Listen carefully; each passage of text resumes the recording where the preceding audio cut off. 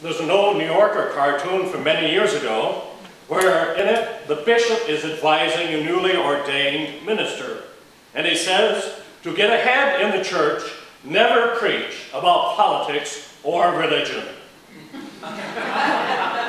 What do? Just preach about feeling good or doing good, love, motherhood, and apple pie?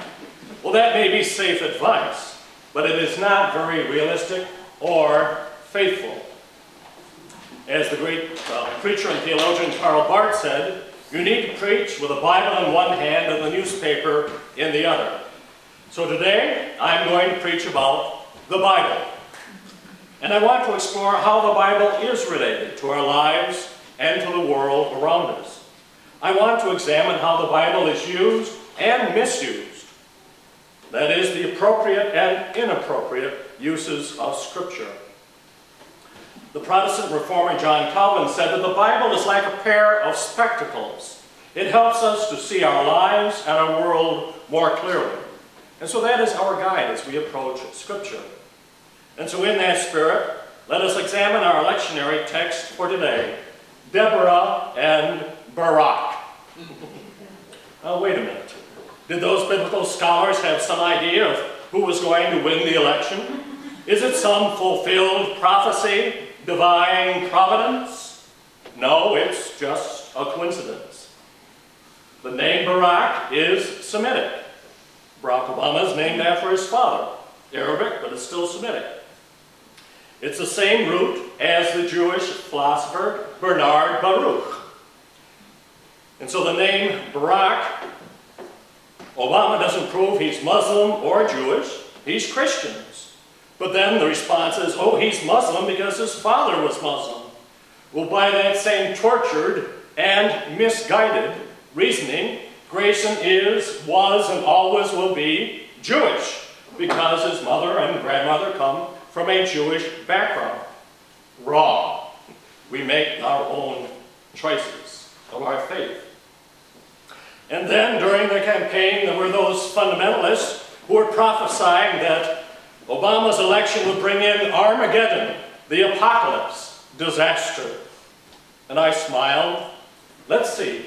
Barak is the good general who won his great victory at Megiddo, which is in the book of Revelation called Armageddon. And so Barak and Armageddon, that's good, according to the Bible. But that's what happens when one uses or misuses the Bible as some kind of a textbook or blueprint to supposedly foretell the future.